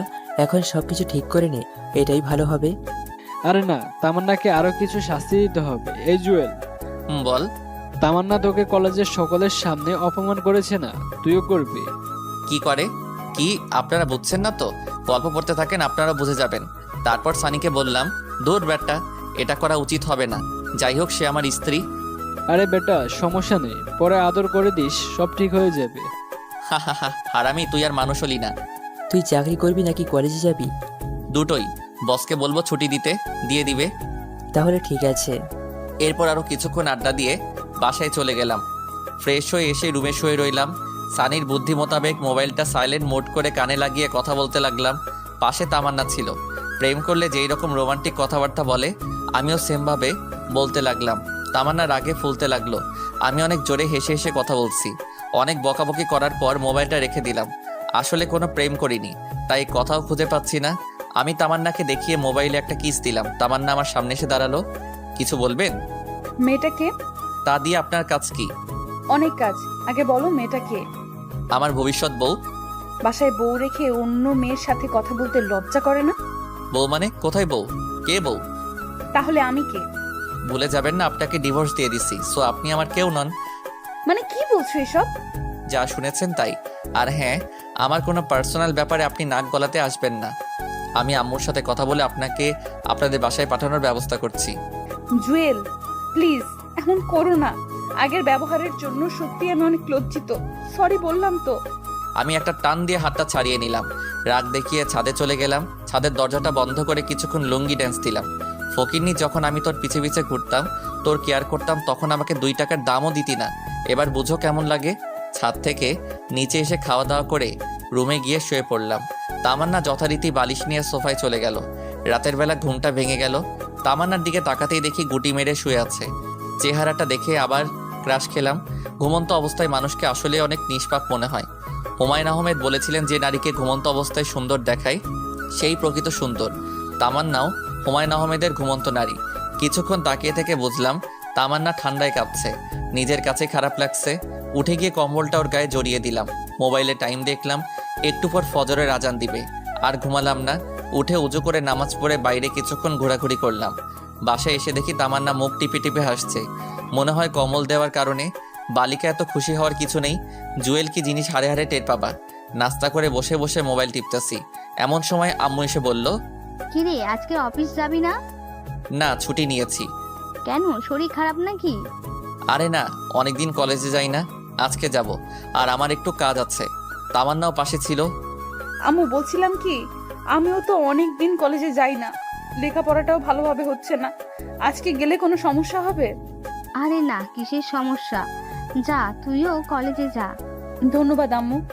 এই জুয়েল, বলো। তামান্নাকে সাথে করে নিয়ে যা। সরি, আমি পারবো না। যে যার মতো যাবে। পারবি না মানে? মেয়েটা একা একা কি করে যাবে? যেভাবে খুশি যাক, বাট আমি নিয়ে যেতে পারবো না। আম্মুকে আর কোনো কিছু বলতে না দিয়ে আমি রুমে চলে গেলাম। গিয়ে রেডি হয়ে তামান্নার আগে চলে গেছি। আমি, সানি, আইমান আর ইতু বসে আছি। তামান্না আসছে দেখে সানি বলল, এই মামা আসতেছে, শুরু কর। কে আসছে? আরে বেটা, তোর সিনিয়র বউ আসতেছে, শুরু কর। আমি এবার ইতুর হাতটা ধরে বসে হেসে হেসে কথা বলছি। ইতুও প্ল্যান মোতাবেক আমার হাত ধরে আছে। তামান্না এটা দেখে তোর আগে লাল হয়ে গেল। আমার দিকে আর না তাকিয়ে উপরের তলায় চলে গেল। আমরা সবাই হাসতে হাসতে শেষ। ক্লাস করিনি, ওখানে বসে আছি। দেখলাম তামান্না উপর থেকে বারবার আমার দিকে তাকাচ্ছে। আমিও খুব সুন্দর করে অভিনয় চালিয়ে যাচ্ছি। 2 ঘন্টা চলে যাওয়ার পরে তামান্না আর ওর কয়েকটা বান্ধবী মিলে আমাদের কাছে আসলো। সানি আর আইমান একসাথে গান গাইতেছে। আমার এই বাজে স্বভাব কোনোদিন যাবে না। একটা সিনিয়র মেয়ে এসে বলল, কানের নিচে যখন কয়েকটা পড়বে তখন সব রকমের বাজে অভ্যাস চলে যাবে। আপু আসসালামু আলাইকুম, ভালো আছেন? ক্লাস না করে এখানে কি পাখি দেখি। বাদরামি করস? এখানে পাখি আসবে কোত্থেকে? আসেন আসেন, আমার পাশে বসেন, আপনিও দেখতে পাবেন। আমি তখন ইতুর হাত ধরে আছি। তামান্না আমাকে বলল, ছি, লজ্জা করে না তোমার? কেন, আমি কি ল্যাংটা হয়ে আছি নাকি? তার চেয়েও খারাপ, বাসায় বউ রেখে এখানে অন্য মেয়ের সাথে। ছি। ওয়েট, বউ মানে কার কথা বলছেন? কার কথা বলছো না? আমার কথা। আপনি কি? আপনাকে তো আমি চিনিই না। চেনো না মানে? তুমি এত খারাপ ভাবতেও আমার ঘৃণা হয়। আপনার লজ্জা করে না একটা জুনিয়র ছেলের পেছন পেছন ঘুরঘুর করতে? পাত্তা দেই না, তবু কেন আসেন? এতক্ষণে পুরো ক্যাম্পাসের সবাই আমাদের দিকে তাকিয়ে আছে। তামান্নার লজ্জায় মাথা নিচু করে ফেললো। দেখলাম ওর চোখের কোণে পানি। কান্না করতে করতে ক্যাম্পাসের বাইরে চলে গেল। আমার নিজেরও খারাপ লাগছে। ব্যাপারটা একটু বাড়াবাড়ি হয়ে গেছে। পরে আমি, সানি আর আইমান বের হয়ে গেলাম। ইতুকে ধন্যবাদ দিয়ে বিদায় দিয়ে দিলাম। আমরা বাইরে কিছুক্ষণ আড্ডা দিলাম। এরপর বাসায় চলে গেলাম। গিয়ে দেখি তামান্না সব কিছু রেডি করে বাসা থেকে চলে যাচ্ছে। আম্মু ওকে অনেক বোঝানোর চেষ্টা করছে, কিন্তু সে শুধু কান্নাই করতেছে। চলে গেল। আম্মু এসে ঠাস করে আমার গালে একটা বসিয়ে দিল আর বলল, কুলাঙ্গার কোথাকার, তোর জন্য আমার মেয়েটা চলে গেল। ওর যদি কিছু হয় তোর খবর আছে। আম্মুর কথা শুনে মাথাটাই খারাপ হয়ে গেল। নিজের ছেলের কোনো খবর নাই, তিনি ছেলের বউ নিয়ে পড়ে আছে। আম্মুর সাথে রাগারাগি করে ছাদে চলে গেলাম। আসলে তামান্নার জন্য আমারও খারাপ লাগছে, কিন্তু কি করব, ও যেগুলো আমার সাথে করেছে সেগুলোর ফল ওকে পেতে হবে। কিন্তু মনে হচ্ছে ওর সাথে বেশি করে ফেলছি। কি করব কিছু বুঝতে পারছি না। সানিকে কল দিলাম। কিরে, কই তুই? বাসায়। এই অসময় কল দিয়েছিস কেন, সমস্যা? সমস্যা একটা হয়েছে। কি সমস্যা? মোবাইলে বলা যাবে না, তুই দিঘির সামনে আয়, আমি আইমানকে বলে দিচ্ছি। আচ্ছা ঠিক আছে, তুই বলা লাগবো না, আমি বলে দিচ্ছি। দে। কয়টায় আসবি? আসরের নামাজ পড়ে আয়। ওকে। এরপর কল কেটে দিলাম। নিচে গিয়ে দেখি আম্মু না খেয়ে টেবিলের উপর খাবার রেখে চলে গেছে। আমি আম্মুর রুমে গেলাম। খাবে না? তোর খাওয়া তুই খা, আমি আমার মেয়েকে ছাড়া খাবো না। এই মহা যন্ত্রণা, ধুর ভালো লাগে না। আমিও না খেয়ে চলে আসলাম। রুমে এসে শুয়ে পড়লাম। ঘুমানোর চেষ্টা করলাম, ঘুম আসছে না। পরে উঠে বাহিরে চলে গেলাম। আসরের নামাজ পড়ে দিঘির সামনে গেলাম। দেখলাম সানি আর আয়মান বসে আছে। কিরে, তোরা আসছিস? তোর নাম্বার বন্ধ কেন? মোবাইল হাতে নিয়ে দেখি সুইচ অফ হয়ে আছে। সানি বলল, বল কি সমস্যা? আমি সবগুলি ঘটনা খুলে বললাম। দোস্ত, আমার মনে হয় তোর এখন তামান্নাদের বাসায় যাওয়া উচিত। ধুর, আমি ওখানে গিয়ে কি করব? কি করবি মানে? ওর কাছে ক্ষমা চেয়ে নিবি আর বলবি ডিভোর্স পেপারটা নকল ছিল। আরে না, এটা হয় না। না হলে তুমি বসে বসে আঙ্গুল চুষো। তামান্না কি সব কিছু মেনে নিবে? নেবে। দেখলি না, সে তোর সাথে অন্য কাউকে সহ্য করতে পারে না। সেটা তো আগে ছিল, কিন্তু কলেজে যা করলাম আমার জন্য এখন ঘৃণা ছাড়া ওর মনে আর কিচ্ছু নাই। চেষ্টা করতে তো আর কোনো সমস্যা নেই। তোকে তখন বলেছিলাম না, সবকিছু চিন্তা ভাবনা করেই কর। শালা মিথ্যুক, তোর জন্যই এসব কিছু হয়েছে। তোর বুদ্ধি না শুনলে কিছুই হতো না। আরে আমি কি জানতাম নাকি যে তামান্না বাসা ছেড়ে চলে যাবে? আচ্ছা বাদ দে তো, এখন কেমনে কি করবি সেটা চিন্তা কর। আচ্ছা চল কিছু খেয়ে আসি। তোর খাওয়া ছাড়ার কোনো কাজ নেই? এই তুই কি আজকে ওদের বাসায় যাবি? না, গেলেও কালকে।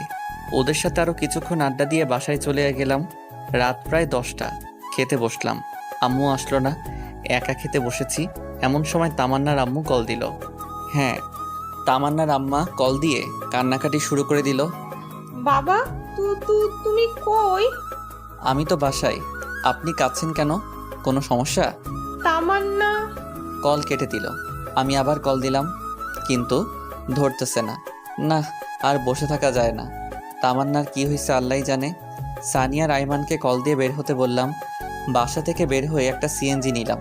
মাঝপথে সানি আর আইমানকে তুলে নিলাম। কিরে, এত রাতে আবার কি হলো? তামান্নার আম্মা কল দিয়ে কান্না করতে লাগলো। কেন, কি হয়েছে? নিজেও জানি না। পুরোটা শোনার আগেই কল কেটে দিল। তারপর আমি কল দিলাম, কিন্তু ধরতেছে না। আল্লাহ, কি হয়েছে? কথা বলতে বলতে ওদের বাসার সামনে চলে আসলাম। অনেকবার কলিং বেল বাজালাম, কিন্তু ভিতর থেকে কোনো শব্দ নাই। দরজা ধাক্কা দিলাম, তাও কোনো লাভ হলো না। পরে সানি বলল দরজা ভেঙে ফেলার জন্য। তিনজনই অনেক কষ্ট করে দরজাটা ভাঙলাম। ভিতরে গিয়েই তো আমার মাথা খারাপ হয়ে গেল। তামান্নার বাম হাতটা কাটা, ফিঙ্কি দিয়ে রক্ত বের হচ্ছে। রক্তে পুরো ফ্লোর লাল হয়ে গেছে। অতিরিক্ত রক্তক্ষরণের জন্য জ্ঞান হারিয়ে ফেলছে। ওর এই অবস্থা দেখে আমার শরীর কাঁপতে লাগলো। কিন্তু ওর আম্মু কই গেল? তামান্নার আম্মুর রুমে গিয়ে দেখি উনি ওনার পা উল্টে খাটের সাথে আঘাত খেয়ে পড়ে আছে। মনে হয় তাড়াহুড়ো করতে গিয়ে পা মোচড় খেয়ে পড়ে যায়, আর মাথা গিয়ে লাগে খাটের সাথে, যার কারণে উনিও সেন্সলেস হয়ে আছে। কি করব কিছুই বুঝতেছি না। আমার শার্টটা খুলে তামান্নার হাতে বেঁধে নিলাম, যাতে আর রক্ত না বের হয়। পরে ওদের দুজনকে হাসপাতালে নিয়ে গেলাম। ইমার্জেন্সিতে দিয়ে আমি বাইরে অপেক্ষা করছি। নিজের অজান্তেই চোখ দিয়ে পানি বের হতে শুরু করলো। আমার জন্যই আজকে এত কিছু হলো। তামান্নার জ্ঞান ফিরলেই মাপ চেয়ে নিব। সানি আর আইমানকে বললাম বাসায় চলে যেতে, কিন্তু ওরা গেল না। একটু পর ডাক্তার বাইরে আসলো। রোগী আপনার কি হয়? জি, আমার স্ত্রী। দেখুন, ওনার অতিরিক্ত রক্তক্ষরণ হয়েছে, জরুরি রক্তের ব্যবস্থা করুন। জি, আমরা 3 জন আছি। বলুন, কি রক্তের গ্রুপ কি? AB positive. আমার এ পজিটিভ। আমার ও পজিটিভ। আমারও A+। আচ্ছা, 3 জনই আসুন। এরপর 3 জনের রক্ত দিলাম। শাশুড়ি আম্মার জ্ঞান ফিরেছে, উনি ঘুমাচ্ছে।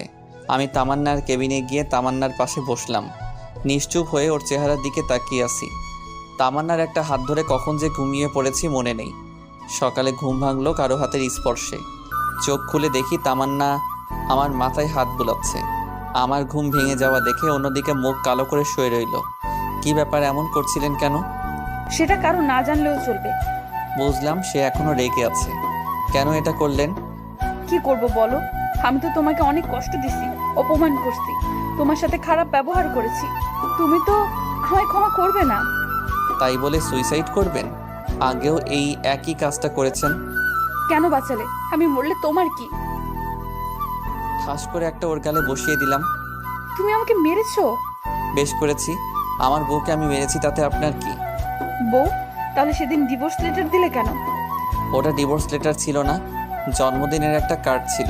শুধু মিথ্যা চিঠিটা আমি লিখেছিলাম। কালকে কলেজে এগুলো কেন করলে তাহলে? আমার সাথে করেছিলেন, আপনাকে একটু বোঝাতে চেয়েছিলাম আপনার কেমন লাগে। অনেক হারামি তুই। বলেই কান্না করতে করতে জড়িয়ে ধরলো। আমিও ধরলাম। এমন সময় আম্মু এসে কাশি দিতে লাগলো। দূর শালা, আম্মুকে কে খবর দিল? আম্মু জানলে টেনশন করবে, তাই কিছু জানাইনি। আমি ভাবছি ওরা সুস্থ হলে তারপর জানাবো। আমি এখানে একটু আসতে পারি? না, এখানে কারো আশা এখন যাবে না। জড়িয়ে ধরে কথাগুলো বলল। এই সারে আম্মু দেখতেছে। দেখলে দেখুক, আমার স্বামীকে আমি জড়িয়ে ধরেছি, তাতে কার কি? তাই বলে আম্মুর সামনে? এই হাদারাম, কিছু শিখ। আচ্ছা, তোমরা তাহলে থাকো। আম্মু গিয়ে শাশুড়ির সাথে কথা বলতে লাগলো। বাইরে গিয়ে দেখি সানিয়া রাইমান একটা টুলের উপর একজন অন্যজনের উপর উল্টো হয়ে শুয়ে আছে। দেখে আমার হাসি পাচ্ছে। একটু ভিডিও করে ওদের জাগালাম। তারপর বাইরে থেকে কিছু খেয়ে আসলাম। তামান্নার জন্য নিয়ে আসলাম। ডাক্তারের কাছে গেলাম। আমরা কি ওদের বাসায় নিয়ে যেতে পারবো? আপনার শাশুড়িকে নিয়ে যেতে পারবেন, উনি সুস্থ আছেন, কিন্তু আপনার ওয়াইফকে আরো 2 দিন থাকতে হবে। আচ্ছা ঠিক আছে। এরপর আম্মুর কাছে গেলাম। আম্মু, কিছু বলবি? ডাক্তার বলেছে বাসায় যেতে। তো চল। আর এখানে থেকে কি করব? না মানে, তামান্নাকে আরো 2 দিন থাকতে হবে, তাই বলছিলাম তুমি ওনাকে নিয়ে আমাদের বাসায় চলে যাও। কয়েকদিন ওখানে থেকে রেস্টে থাকুক। তামান্নার কাছে কে থাকবে? আমি আছি। তোমরা বাসায় চলে যাও, সময় পেলে আবার আসিও, আর না হলে আসার দরকার নাই। আচ্ছা ঠিক আছে, সবকিছু দেখে শুনে রাখবি। এরপর সানিকে ওনাদের সঙ্গে দিয়ে বাসায় পাঠিয়ে দিলাম। আমি তামান্নার কাছে গেলাম। এখন কেমন লাগছে? আগে থেকে ভালো। এই শোনো, বলেন। আমি না একজনকে অনেক ভালোবাসি। তাকে? আমার এই জুনিয়র বরটাকে। আমি কিছু না বলে অন্যদিকে তাকিয়ে হাসতেছি। সে হঠাৎ করে আমার মুখটা ওর কাছে নিয়ে গিয়ে একটা ভালোবাসার স্পর্শ এঁকে দিল। তারপর বলল, এই, আমাদের তো বাসর হয়নি, চলো না আজকে আমাদের বাসরটা করে ফেলি। ডাক্তার আপনাকে আরো 2 দিন এখানে থাকতে বলেছে। আগে সুস্থ হন, তারপর দেখা যাবে। এইভাবে রোমান্টিকভাবে 2 দিন চলে গেল। আমি তামান্নাকে নিয়ে বাসায় আসলাম। গাড়ি থেকে নেমে তাকে বললাম বাসায় আসতে, কিন্তু সে না এসে দাঁড়িয়ে আছে। কি ব্যাপার, দাঁড়িয়ে আছেন কেন? আসুন। কেউ যদি কোলে করে নিয়ে যায় তাহলে যাব। বুঝলাম আমাকে বলছে, তাই আর দেরি না করে ওকে কোলে নিলাম। সে আমার গলা জড়িয়ে ধরে আছে। বাসায় নিয়ে গিয়ে রুমে শুয়ে দিলাম। তারপর আমি উঠে চলে যাচ্ছি। এমন সময় সে আমার একটা হাত ধরে টান দেয়। আমি নিজেকে স্থির রাখতে না পেরে সোজা ওর গায়ের উপর গিয়ে পড়ি। এটা কি করলেন? আমার বরকে আমার যা ইচ্ছা তাই করব, তাতে তোর কি? আমার কি দেখামো? দেখা। এই বলে যেই তামান্নার মুখটা ধরবো, সেই সময় সানি রুমে চলে আসলো। মামা, আদর পরেও করতে পারবা, এখন একটু বাইরে আসো। শালা, তুই আর আসার সময় পাইলি না? তামান্না লজ্জায় অন্যদিকে তাকিয়ে আছে। এরপর আমি বাহিরে গেলাম। বল, এই অসময় তুই কেন ডেকেছিস? তোর জানতে হবে না, 5,000 টাকা দে। এত টাকা দিয়ে কি করবি? তোরে দিতে বলছে, দিয়ে দে, এত কথা বলিস কেন? কিন্তু আমার কাছে তো এত টাকা এখন নাই, হাসপাতালে খরচ হয়ে গেছে। আচ্ছা ঠিক আছে, তোর দেওয়া লাগবে না, বিকালবেলা দিঘির পাড়ে আসিস, আড্ডা দেবো। আচ্ছা ঠিক আছে। এরপর সানিয়া রাইমান চলে গেল। আমি গোসল করে আসলাম। তামান্নাকে খাইয়ে দিলাম। খাওয়া দাওয়া করে সে শুয়ে রইল। বিকেলবেলা আমি বাসা থেকে বের হলাম। দিঘির ওখানে গেলাম। সানি আর আইমানকে কল দিলাম, তারাও আসলো। এরপর অনেক রাত পর্যন্ত আড্ডা দিলাম, ঘুরলাম, মজা করলাম। রাত 9টার সময় আইমান বলল, দোস্ত, আমার জরুরি কাজ আছে, আমাকে যেতে হবে। আমার অনেক কাজ, আমিও যাই। আচ্ছা ঠিক আছে, তোরা তাহলে যা, আমিও চলে যাচ্ছি। বাসায় গিয়ে দেখলাম আম্মু, তামান্না আর তামান্নার আম্মু বসে বসে টিভি দেখছে। আমিও গিয়ে ওদের সাথে বসলাম। তারপর খাওয়া দাওয়া করে রুমে গেলাম। তামান্না আমার আগে গিয়েই বসে আছে। আমি কি আজকেও সোফায় থাকবো? মাথা ফাটিয়ে দেবো আর একবার সোফার কথা বললে। তো মহারানী কোথায় থাকবো তাহলে? আমি সাথে। এই শোনো। বলেন। এই, ওই বলেন কি বলবা বলো। আজ থেকে আপনি করে বলবা না, তুমি করে বলবা। ওকে বলো কি বলবে। বলছিলাম কি আমাদের তো বাসর হয়নি, চলো না বাসর ঘরটা করে ফেলি। কোনো আয়োজন ছাড়া বাসর হয় নাকি? আজকে ঘুমান, বাসর করা লাগবে না। ওই লাগবে না মানে 100 বার লাগবে। তারপর সে উঠে আলমারি খুলে একটা ব্যাগ আমার হাতে দিল। কি এটাতে? শেরওয়ানি, এটা পরে ঠিক 2 ঘন্টা পর রুমে আসবা। আমি বেনারসি পড়তেছি। 2 ঘন্টা পর কেন? সেটা এলেই বুঝতে পারবে। যাও এখন। কোথায় যাব? এখানেই পরে নিই। মার খাবা নাকি যাবা? আচ্ছা ঠিক আছে, যাচ্ছি। তারপর আমি রুম থেকে বের হয়ে ছাদে চলে গেলাম। সানি আর আইমানকে কল দিলাম কি করব তা জিজ্ঞেস করার জন্য, কিন্তু 2 শালা একসাথে মোবাইল অফ করে রাখছে। ছাদে গিয়ে শেরওয়ানি পরে নিলাম। কীরকম জামাই জামাই একটা ভাব চলে আসছে, সেই বিয়ের দিনের মতো। আজকে যেন সময়টা কিছুতেই যাচ্ছে না। 1 ঘন্টা 45 মিনিট ছাদে থাকার পর কেমন যেন বিরক্ত লাগছে। নিচে চলে যাব এমন সময় সানি আর আইমান উপরে আসলো। কি মামা, এত তারা কিসের? আসতে দিলে যাও। কিরে তোরা এত রাতে এখানে আসলি কি করে? আর বলিস না, কাজ করতে করতে একেবারে শেষ। এত রাতে কি কাজ করছিস তুই? আরে বেটা, তোর বাসর সাজাইছি। কি এত কিছু করছস অথচ আমি জানি না?